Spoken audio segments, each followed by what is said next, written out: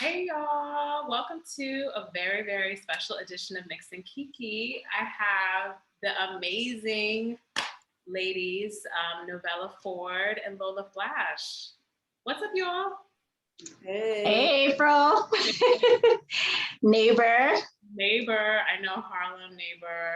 And Lola, you're like in Gramercy, Flatiron area, right? Yeah, sort of. Yep. Yeah, right near Pen and Brush. Yep. Yeah. Oh, nice. Mm-hmm. Wow. It was funny, like when I had my show, they'd be like, "Oh, we want this print," so I would just like take it off my wall and walk it over there. You know, it's just like felt like I was living in a small town or something. So nice. But New York City feels like a small town. No, I mean, it definitely feels like a big little town. It definitely is that. I feel like definitely Harlem. That's what I like about Harlem, is that like small town kind of vibe and just people on the streets. Especially where you are, Novella, on the west side. Yeah, I'm sort of central, and it is. I think that's, like you said, that's why I love Harlem. I feel like I'm in my small, I'm originally from Washington, D.C. Yeah. And, you know, that's like a 10 by 10 district, if you will. And yeah, I feel like I am in this small world where we have all the things that we need. You know, I definitely, when I moved here, people would say, oh, you know, I have a hard time getting below 125th, let alone like 110. And I was like, that sounds crazy. You need to get out more. And then, you know, after a few years, I'm like, yeah, I get that. Right. Going to England, you might as well have like a passport. Yes, that's how I felt, for sure. Well, y'all are making me feel a little bit jealous, but because, you know, I guess for me, Harlem just evokes so many memories. Like when I'm in Fire Island, sometimes I like I guess I look across the water and I think about like what it was like. Because, you know, when you're on the beach, it could be any time of any century, you know what I mean? Because there's no markers of any, if you're looking towards the water, you know? And so I think about like Billie Holiday, and like I can almost like hear sounds of like, you know, trombones playing and stuff. And the other thing I love about Harlem when I come to visit friends is just saying hello to everyone. You know, it's like, especially like the older, you know, brothers and sisters, it's like, you know, good morning, hello. And it's just like that, something that I grew up with that is just like, and sometimes like when I'm with my white friends, they're like, do you know them? And I'm like, no. It's right. just, it's neighborly. You just grew, you know, I didn't even question it, you know, but it's something that we just grew up doing. Yeah. Mm-hmm. It's the best. And I feel like sometimes it goes beyond that. Like especially with Black women love giving like love, you know? So if you're looking amazing, like someone will be like screaming down the street, like, you look amazing. I like that coat. I like that. You know, it's yes. like very. Yes. Yes, and yes, and yes. I mean, I get the best compliments from Black women on the street. And I mean, it's full on, but it's like a 30-second and then they're out. You know, it's not like we're going to stay and chat. And then the other thing that I love, it seems to me that Black men in Harlem have a thing for hats. So if you are rocking a hat and it's rocking, they will let you know, and it's just such a beautiful thing because you forget sort of the culture and the time that they came from, right? Where wearing a well-fitted hat, a well-crafted hat meant something. And so for them to like say that is like, no, your hat. Like you might look stylish from head to toe, but it's the hat that we're interested in that I always feel I get a good kick out of. Yeah. For me, I feel like, what's that sound? Oh, you may have like a little echo situation. Yeah. Oh, for me, I you know, when I'm thinking about it, like with my academic head, you know, it's about being seen and that we see each other, you know. And I think when I was little, I kind of took that for granted, but now it's like, it's you know, it's a beautiful thing to be seen. The world doesn't always see us, you know. So yeah, that's always like, I just love it. I'm just kind of like, I just get my my little fix, you know. Well, speaking of little fix, I have my little fix right here. Oh, the My cute little glass. cocktail. Yeah. So it's funny, before I hit record, Novella and I, we were like kind of mixing up our little drinks, and we both are drinking a I was about to say rum flavored. No, it's coconut. I'm drinking coconut flavored rum, and you're, Novella. Coconut tequila. So this is like a refresher. Yeah. So it's a coconut tequila, key lime, spritzer, it's tonic water, and what do you call it? That fizzy water, Yes. and lemon. Ooh. Yeah.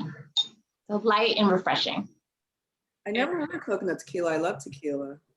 It's delicious just on the rocks. Sure, yeah, and very dangerous. And then I don't have coconut, but I have some prosecco. Actually, that someone brought to the shoot last week. So sweet. And I put some grape juice in it. That's right. That's black, like grape juice is so black. You can't go wrong with grape juice. Well, the fact that you have the grape juice in the house, I got questions, but you know. No, well, you know, I'm not crazy. I love water, and of course we have to drink water. But I like to just put a little dab of grape juice in my water so that I drink more of it all day long. That's smart. Yeah. Yeah. It just makes nice. Yeah, that's what I do. Yeah. Cheers, everybody. Cheers.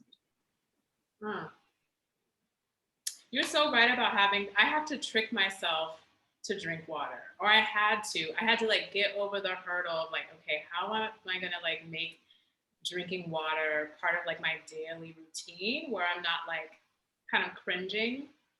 So for me it was lemon, like just adding a little bit of lemon, or like drinking even hot water. Hot water? That's good. Hot water is supposed to be good for you. No, go ahead. You first. No, I was just gonna say, unfortunately, I drink the most water when I'm drinking it out of a bottle. And actually I really like essential water, and I never thought that I would be like a water particular kind of person, but I actually find that I can feel it in my body. But I mean, you just waste so many bottles, you know, and so I wish there was a way to just refill the bottles, because that's really the way. If I have to drink it out of a glass, you know, I might get a glass of water a week, you know. So instead, you know, unfortunately, I'm drinking lots of bottles of water, but that's the mechanism that keeps me drinking it, because it keeps me also carrying it with me, you know. That's great. I have a bottle of water that I just fill up every day. And since I just live by myself, I usually just kind of like chuck it, and I like the way the bottle feels on my lips or something, and it just so I can kind of just like chug it, you know. So I sort of start my mornings off like chugging a big bottle of water, but that doesn't have grape juice in it. Yeah. No, they say first thing in the morning is when you should have a nice tall glass or whatever drink of water before you start to wake up all your organs. Yeah, I feel it. I like to drink with caffeine too. I'm not a caffeine drinker at all. I drink tea, but I don't even drink caffeinated tea. Really? Oh, that's probably for the best. I can feel it. Yeah. But I wanted you first this time, Lola. Okay, I was just gonna say I'm a tea drinker. I love my PG tips. It's like something I got hooked on when I was living in London. So yes, I have a nice cup of tea in the morning. I am not too much on coffee, but if I drink coffee, it has to be iced. I don't know why. I've recently gotten to iced coffee. I don't know why. I feel like when you drink the iced coffee, like somehow it's stronger. It does well, you know, it does well for me. I like that, you know, gotta go energy. Yeah.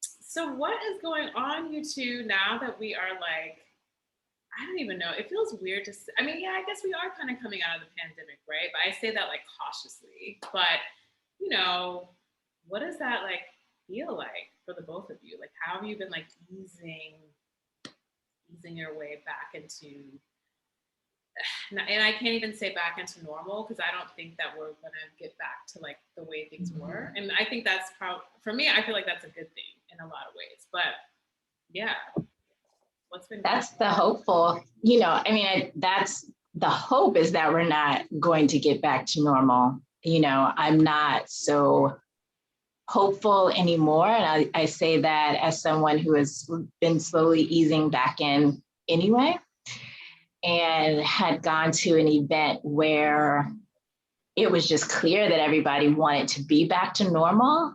And I was like, but we all just walked here with our mask on. So why does it feel like, that's not the case? And I can also feel this uptick in like the rush and the hustle and the expectations are being raised once again. Whereas I think what I really appreciated during quarantine is I think there was a bit of grace that was given to one another, whether or not it was answering emails or planning things, like there was a certain amount of grace, like, I'm not going to rush you. You're not going to rush me. It's going to be great though when it comes together. And I feel like some of that is starting to shift now.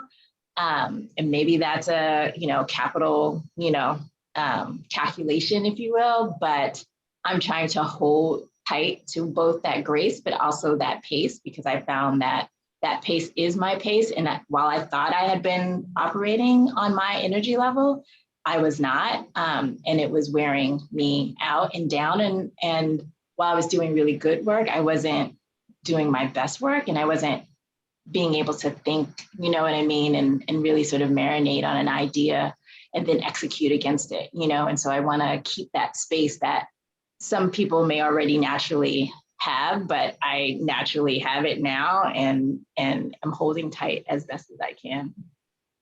That's a good way. Yeah.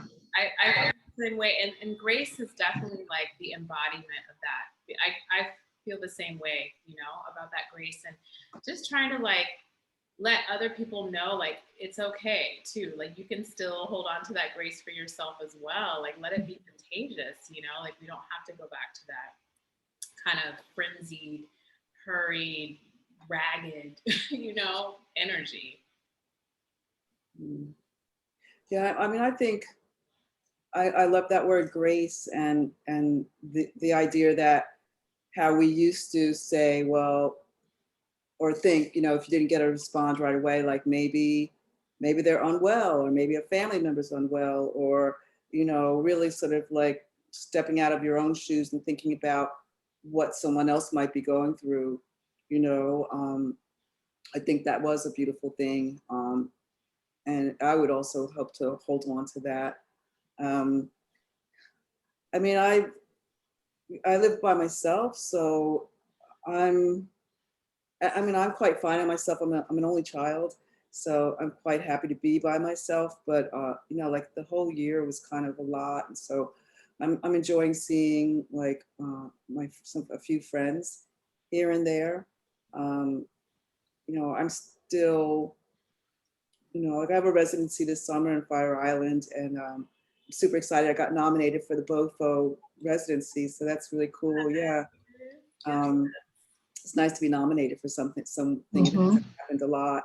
But like I had this whole issue with COVID precautions, and some friends don't want to be vaccinated, and like I don't feel like I'm not a real kind of well, you must do this. I'm not kind of like commander type of person, but I was just like, look, I really want to have a house where everyone's double vaccinated, because I just want to, when you're in a house like that and no one has a mask on, you almost forget that there is the virus going on, and you can almost, just imagine for a little while that it's like normal, like again, like whatever that means.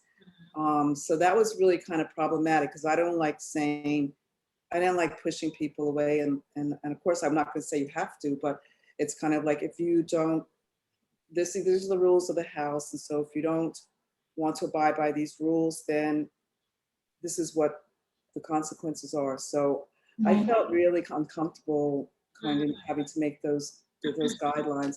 Even like for the photo shoot, you know, that we did, April, um, you know, first I made the schedule, and then it's like, okay, find an assistant who's double vaccinated. All right, now reach out to everyone. We're double vaccinated. Are you? If not, would you get tested? So there's just like this extra layer that, you know, the film industry and other industries have already sort of put into place that I'm finding I have to also do to make sure that we keep people safe. So that layer I'm not really into, but you know, I kind of have to. But I think at the end of the day, I am happy that I'm able to see some of my good friends. You know, we've been having like disco parties since it started, so over a year now. Oh, nice.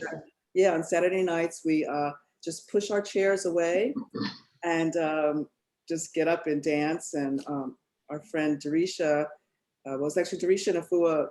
Darisha has the disco party on Saturday nights, and then Afua has a happy hour on Sundays. So depending upon how much dancing and drinking you've done on Saturday, you might not make it to that happy hour. But I think that for all of us, it's kind of like maybe 6 to 12, mostly girls of color, who and mostly older, more mature women that are getting together. I don't know what to say. It's like, it's weird. But it's just really, you know, I think all of us have really looked forward to seeing each other and keeping, and some of them are in DC, actually. Sometimes we saw some people from Florida, New Orleans. So, you know, that's been the way that we've kept ourselves together. So, you know, like a couple of times now, it's like, I went over to Fu and I had lunch for Mother's Day, and then we went back to her house because she lives on the west side, and we were doing the happy hour together, you know. So it's like, hey, yeah. You know, so yeah. No, that's nice that you had that for the entire year. For me, I've had walking with friends in the morning who live nearby, which I think definitely kept some of the sanity in place, you know, and is part of the routine that I hope we keep, you know, moving forward. It is the one thing though, Lola, that you mentioned that I am dying to dance like nobody's business. Like, I just want that experience of being with other people in the same space, listening to the same music and having the same sort of revival reaction to what is happening in the room. Like that, if you can't tell, like that is the thing that I am most wanting. And then then I'm like, everybody back to your homes, you know? Yeah. I mean, it definitely is a different feeling when you're just dancing on your own. But if you're looking at everyone else dancing, it kind of feels like it, you know? It's fun. Yeah. Yeah. My fiance, she's like, I don't get it. Like, she's like, you have fun, but she's just like dancing in my own living room. She always gives me like this funny face, like, yeah, to get it, but I love it, you know? Mm-hmm. Yeah, it's such a release, you know? That's definitely something that I miss too. And I love, like, I'm an introvert, but, you know, I can be social, you know, obviously, just for what I do, what I did and what I continue to do. Like, I'm required to, like, you know, kind of, I don't want to say perform, because for me, I mean, at this time in my life, I'm not interested in performing. It's just, you know, I'm more interested in being, but I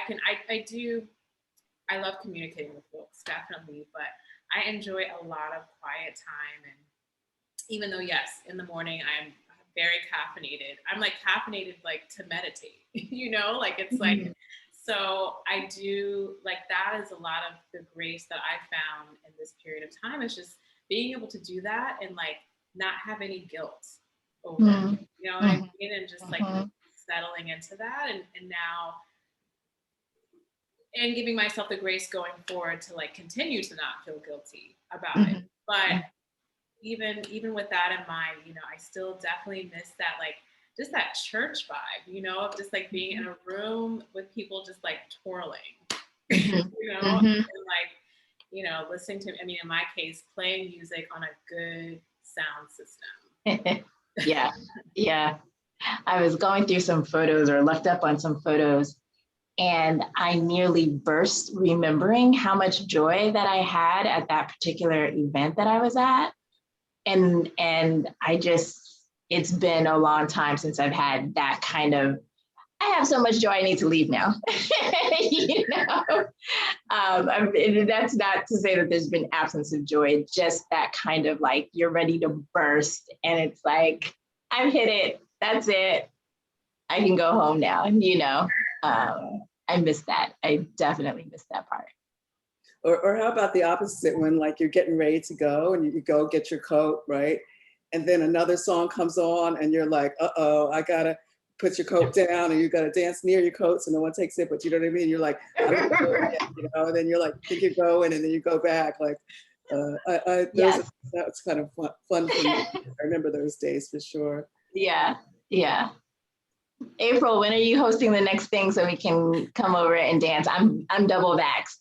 Listen, yes, I know, no, exactly. I mean, yeah, Lola, going back to what you were saying, that's a good boundary to have, because then you get to have like a bit of freedom, you know. It's like safe space freedom to kind of create that energy. Yeah, it's gonna be soon, Novella. Like there's definitely something in the works. An invite is coming your way and Lola's way, like soon, maybe like tomorrow. Yeah, yeah. Yeah. Well, April, I love that you brought me and Lola together, because I feel like over the last 5 years that I've been at the Schaumburg Center is really how I've gotten to know Lola. And I feel like I just keep learning the rest of Lola, right? beyond sort of our first meeting, which was through Terrence Jennings, I think, when you came to probably a visually speaking or something like that. Yes, definitely. Yeah. Yeah. Yeah, I thought the same thing too, because our paths always cross, but we don't get to really kind of land. You know, it's just kind of like, hey. And Mm-hmm. maybe at Black Portraiture, we sort of talked a little bit more, but Mm-hmm. it's still that kind of like just passing each other. So this is a really nice beginning of being able to just kind of land for a second. And Yeah. like I had no idea you were from DC. Yeah, yeah. And actually, it was you mentioned Pen and Brush. It was because we had met, I want to say easily 2 years before you had that show at Pen and Brush. And we had posted about it. And I was like, okay, I'm going to go because I know she's a photographer, but actually I've never seen any of her work, you know, but when you start talking about photography, it just like comes out of you with all this joy. And, you know, you just have this real interest that was beyond like anything that I had experienced in meeting you. And so I had gone to the gallery and you happened to be there. And so I just got to see the world through your lens, right? And then got to see you not in a bow tie, right? You were usually coming from work, I think, when I saw you, right? So you're always suited and booted. And, you know, suddenly you had tattoos and I was like, oh, you know, but then also I got to learn about just like your history and your longevity and your fight and all of that. And so, you know, like I said, I just feel like the contours of you just keep unfolding. So it's really cool to now be doing this and also have a project that we were kind of, you know, in conversation around at Pen and Brush. But yeah, so thank you, April, for bringing us together. Yeah. And you're right. I mean, same, you know, I was teaching today, so this is how I look, as my teacher look, you know, so it's true. Like, you know, I mean, I think for myself, it's really important to kind of have like this professional look for work. You know, a lot of teachers wear t-shirts, but I think maybe with the combination with the hairstyle and I don't know. I mean, a lot of times I also think about, you know, how people like how guys used to dress and back in the day, you know, they used to always have a suit and tie on wherever they were going, even if they didn't have any money, they had a suit and a tie on, you know, and so there's so many different reasons why I like to dress for work, like, you know, for this, just like this for work. But when I'm talking about photography, and that show was just, yeah, talk about in my element, it's definitely, you know, I'm not a Gemini, but I definitely have like these two different people, like when I'm talking about photography, I could talk for like 100 hours.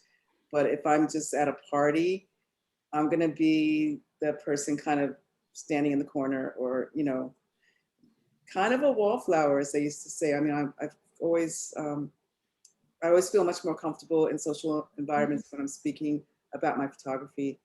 Um, Mm.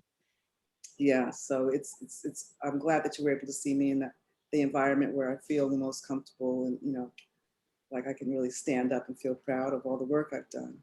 Mhm, mhm. Well, you two are both standing proud because Novella, you just guest edited the next literary journal that's coming out for Pen and Brush. Yeah, and Prince. I know. I'm their first guest editor, I believe. And I was so grateful for the invitation. It really surprised me. Being in quarantine, really some wonderful opportunities have come to me during this time, which has been wonderful. Um, and so it was really because of Lola's show and oh man, I'm blanking on her name. She's out of NYU. Grace Ali has curated a show. I'm sure she's curated more than one, but curated a show there. So that's really, between those two is how I was introduced to the gallery. And so when they invited me to guest edit, I was like, oh, okay, sure. But the one thing that I was impressed by, and I think I heard this both from you, Lola, and just heard from the executive director, was really the ways that they nurtured the artists that they had, right? And really sort of helping them move forward and through, and really see fully their potential, and also help guide them through opportunities that help them to fully realize that potential. And that's what I had hoped would happen over on the literary side. And I really believe that a gallery that calls itself Pen and Brush, that you should actually be able to see some through line, both between the literary as well as the visual arts. And so when they invited me, I said, okay, great. I'm not like a technical editor, so you'll have to get somebody to technically do, all of the grammar and the copywriting and all of that. But I do love good writing. And so that I can do. I love, writing that may not have hit its potential yet, but you can see something there. Like, I love doing that. I think I do that across just my general career. I was like, but the other thing is I want to marry, your visual arts side to the literary side, right? Because I want these two things to be in conversation. And so that's how Lola and I are kind of in conversation, because I had been loving the images that Lola was creating during the pandemic. And so we chose one of those as the cover. And there's also another Lola image inside, alongside other works from artists represented by the gallery. So yeah, really excited about that. I think it comes out probably sometime in June, top of July. Yeah. Super excited. When they told me that they were going to be working with you, I was like, oh, that's perfect. I remember you, talk a bit more about the book in a second. I remember you, I think, like you said, it was those what did you call them, the speakers series? Yeah, the visually speaking that Terrence is curating. Mm-hmm. And you were standing up there at the podium, and I was like, who is this? Like, you were just like, I don't know, like you were like owning the stage, and just, it's interesting because, we've all been to these kind of like academic workshops and such. And it takes sometimes I feel that some people, the way that they speak, it's so academic that even me, I don't know what the heck they're talking about. And I'm like, I've got a master's. How come I can't understand that? Right. Right. Like, geez. But you're able to really kind of, I guess, in some ways, marry the sort of highbrow and lowbrow, and the way that you were speaking to the crowd, just effortlessly, like no, like little, like you were just perfect. I was just like, who is this? You know what I mean? Yeah, that was like, and then, Terrence told me a little bit more about you and stuff. So, so yeah, I've always really admired your work and the way that you are and all your fashion and everything, you know what I mean? So it's a perfect little marriage of us being able to have a little baby book. Yeah, baby book, yes. It's like, yeah, I think it's really wonderful. And I'm happy that you're with Print and Brush too, because they are just, they have just helped me, supported me. They still are. I mean, if I have a contract I need them to look at, they'll look at it like within 10 minutes. You know, so they're so there for me, and they're so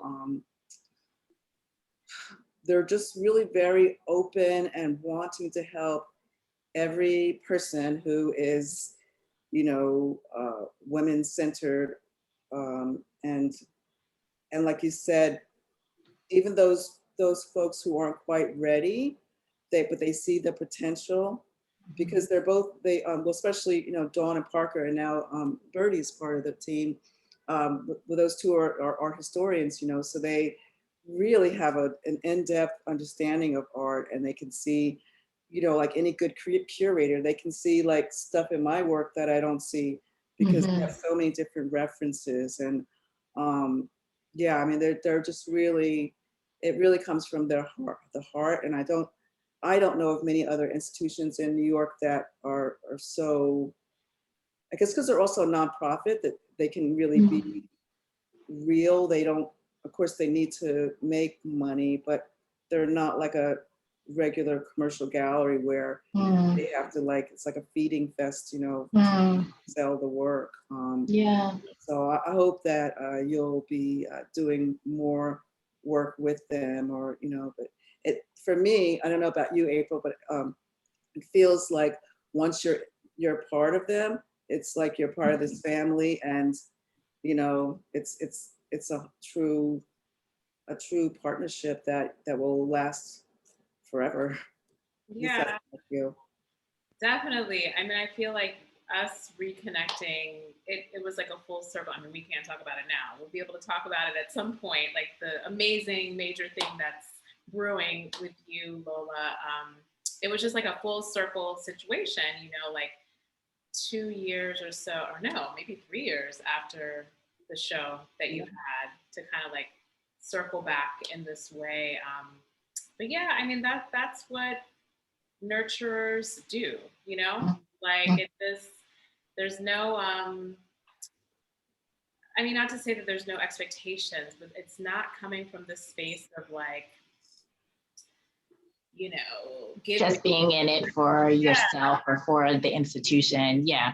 Yeah, it's coming from like a real authentic place, and not like this political, I mean, don't get me started on the art world and its politics, but it's not coming from that kind of place, which is refreshing. So yeah. Or maybe I would say it's in response to that, right? Like that they are fully aware of, the art world with a capital A. And so they are trying to do the most with what they have that is different, right?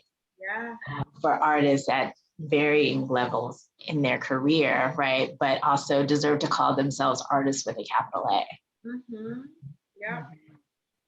But don't forget, April, you also were very strategically responsible for the trajectory of my career.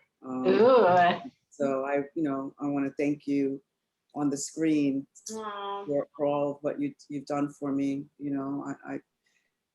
Yeah, it, like, cliche as it may be, it does take a village, and I'm like, thank you, April. Thank you so much. I'm grateful for you. It's a village, and we're just all together in this village, nurturing, supporting each other, and just that's what you got to do. I mean, you don't have to, some people don't, and hey, but more power to you if you do it. So yeah.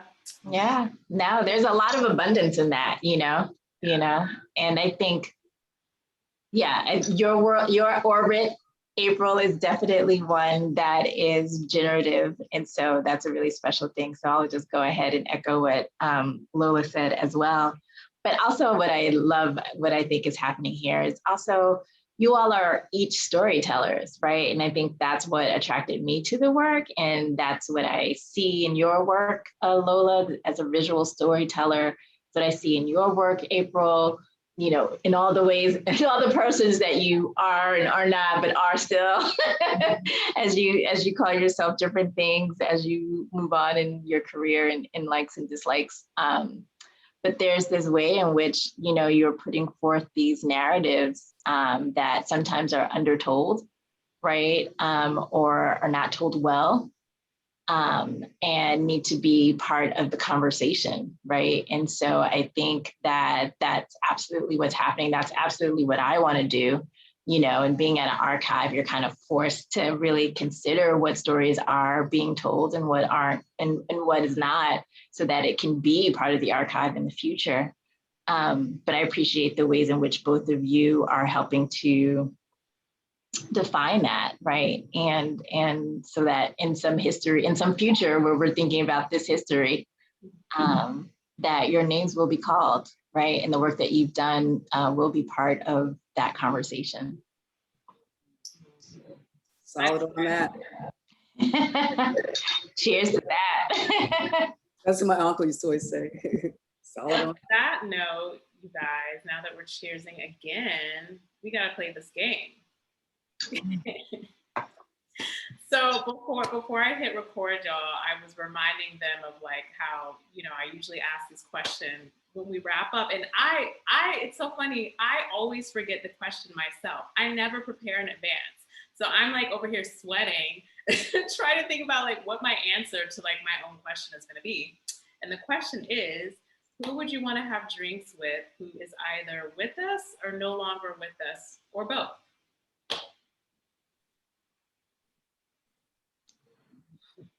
I'm going to go with this answer, but this is not the definitive answer. Okay. There are many answers. And I don't know how many people have said this, but I feel like it's a very popular one. But I would say I would want to have drinks with James Baldwin and Lorraine Hansberry, like together. That just feels like, and I mean, the drinks, right? The drinks, the cigarettes, the whole nine. Because one, I think that had she not passed at such an early age, would be more in the conversation in the way that we talk about Baldwin, right? Like she was a public intellectual, right? She had many thoughts and talked at great lengths about these things while she was still alive. I just think that her premature passing is why, you know, we talk really mostly about her in the lane of theater, and that they just had a really beautiful friendship. And one of my favorite essays is Sweet Lorraine, which is kind of a eulogy. It was supposed to be the foreword to her Young, Gifted, and Black book before she passed, that was published posthumously. And it's just a lovely, lovely rendering of a friendship.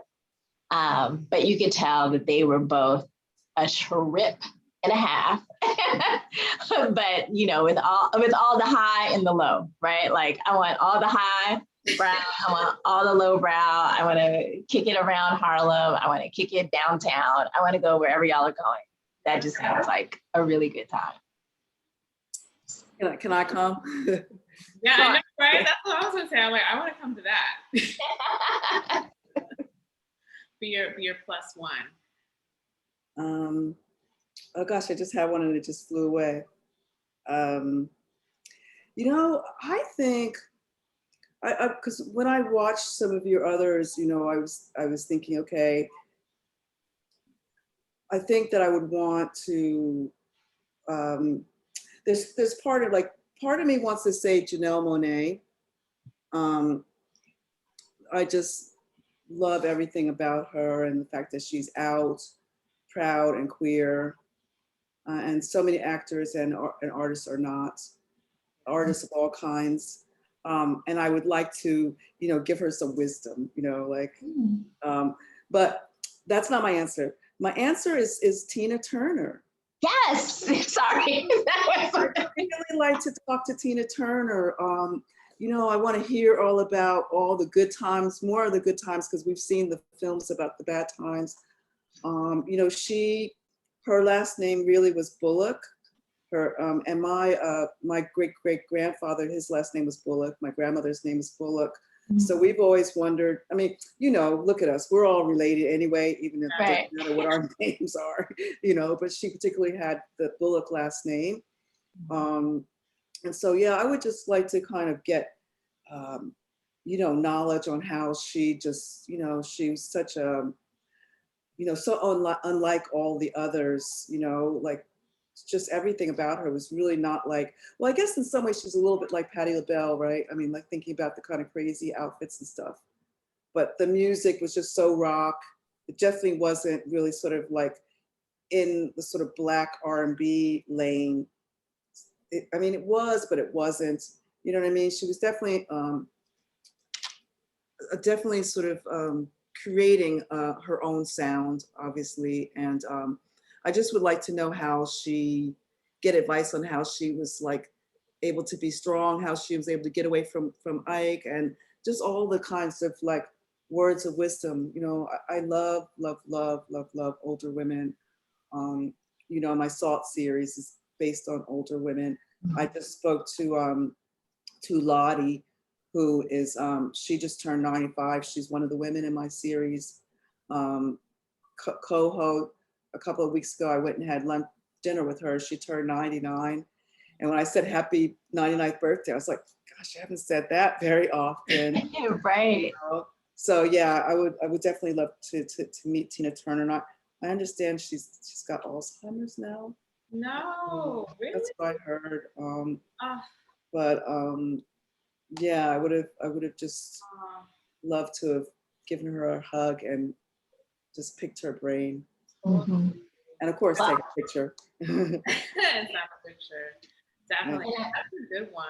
It's yeah, no, I was just gonna say, I love that because I turned 44 this year and she was 44 when Private Dancer and the album, but What's Love Got to Do With It came out. And so that totally became my like new thing. Of course, 44 Obama year, but I was like, no, it's my Tina Turner year. Like, I just thought that was such a fierce thing to learn about her for when that came out. She was 44. I mean, she, you know, so she's been a mature woman for most of the time, at least that I would have known her in her career. And she was still sexy and she was still rocking and she was still doing all the things and just so fierce. So I'm right there with you. So can I come along to that one? Yeah, yes. Okay. You know, it reminded me a little bit of Ruth Pointer, because they're very similar in the way that, I mean, like Ruth, you know, before the pandemic, she was still running around on the stage with her high heels on, you know, just doing her thing, you know what I mean? And she's, I actually photographed her, and she was like, you know, she helped me carry my bags to my car. I was like, my assistant is Ruth Pointer here, you know, and she took me. This is a little bit of a set segue, but when I left her home, she said, "What, you know?" After we got the stuff in the car, she said, "Wait, I want to show you something." So we went back in, and she took me downstairs to her, like, I think maybe there was a pool table down there, but you know, her basement. And there was like all these gold records and platinum records and posters from, you know, Broadway plays and just all the memorabilia. It was really almost breathtaking. I was just kind of like, you know, and she was like, I just wanted to show you this. And she was just hilarious. Her daughter came home and she's like, she saw her car in the driveway. And she said, oh, she's home. She said it was her birthday. She said she was probably out drinking all night like that. And she was just hilarious. You know, she was just like, she felt like an auntie that I had never met, you know, just super, super tall, you know, but I don't know. I suppose when I think about famous people, I think a lot of famous people get like a bad rap, but she was just like the auntie that you never met, you know. I would imagine Tina would be something like that. Yeah. I'm here for it. Yeah, I want to go to that as well and give her a big hug because I feel, I mean, maybe now not so much, like being that she has a documentary and like, you know, the Broadway play, like I always wondered like, how does she feel about kind of the Black community in response to her career? You know what I mean? I always wondered if she, I don't know. I would definitely want to give her a hug, you know, like you are, like we live for you, Tina, you know, carved your own way and it wasn't this like kind of stereotypical, no one could put her in a box, you know, and sometimes I feel like, you know, there are parts of our community that, I mean, any part of community can want to put you in a box, but yeah. Yeah, that's what I was trying to say about her. That's exactly what I was saying. Yeah. So it's funny. Tina crossed my mind too, but then I settled on a duo. I mean, they're not really a duo, but I'm making them a duo in my head. So I would want to have drinks with Marsha P. Johnson and Sylvester. And who? And Sylvester. Oh, girl. Right in time for Pride and Juneteenth combined. Yes. That ultimate extravaganza with those two and just let it just, I don't know how many drinks in we would be, but I would just brace myself for it. They seem like the kind of folks that you wouldn't even need drinks, right? Like that's just the added bonus, but like the energy level is already high, right? Like you're already gonna go in super high. Yeah. Yeah, I'll bring my bag of confetti and just sprinkle it. Yeah, that sounds like a really good dinner party, actually. Yeah. All of our folks with us. I think that would be an amazing dinner party. That's what it is, and then we would have our little dance moment, our twirl afterwards. Yes.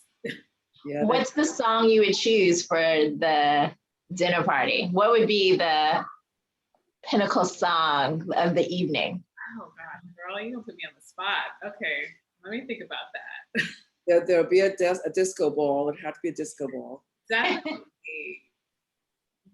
So I didn't hear this song. It's like the interlude before a song that, I mean, we kind of all know, but I didn't know there was like an interlude before. So Sylvester, You Make Me Feel Mighty Real, right? There's like that interlude that's really slow and dramatic. Do you know what I'm talking about? I'm not gonna sing it because I can't sing. No, but that was the song I was thinking. Do you like the slow version, right? That like builds to, you've never heard that either. So you know what's so funny? So me and my wife, we went to this play. I mean, this is obviously pre-pandemic. We went to, I think they're called BAD, like BADD in the Bronx. It's like a theater. Yes. The performance space, yes. Performing space, yeah, exactly. And they did their version of like the Nutcracker. I think it was the Nutcracker. And it was so funny. It was crazy. And they had this like interlude, and they were playing the interlude in the interlude from this Sylvester song. And I was like, what is this? Because I had never heard it. And then it's like all dramatic and it's all like moaning, you know, and then finally he starts, it's like him and probably like the Weather Girls, right? Like those are his backup singers harmonizing, and they're like singing You Make Me Feel Mighty Real, but it's like they're saying it's very sultry and just like not like the regular version that we know. And I was just like, wow. So anyway, that would be the song that I played. So now y'all gotta look that up because that song is everything. Okay, I'm with it. I know someone who has some of Marsha's ashes. Wow.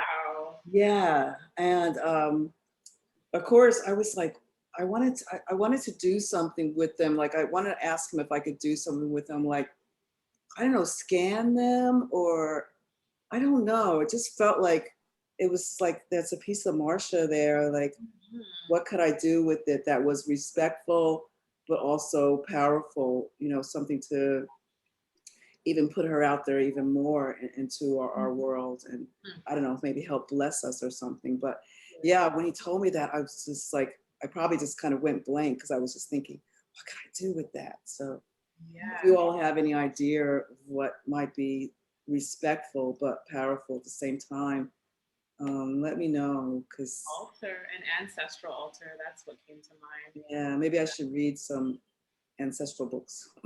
Yeah. Mm. Well, lovely ladies, this has been amazing. Thank you for blessing us with your energy, amazingness, and just all the things that we just can't wait to dig into. The literary journal novella, Lola, your delicious photography, like just yes to all of it. To all of it. To all of it. Yes. Thank you, April. Of course. And until next time. Thank you, April. Thank you, Novella. Thank you, Lola. All the best to you both. You too. We'll see you on the other side. There you go.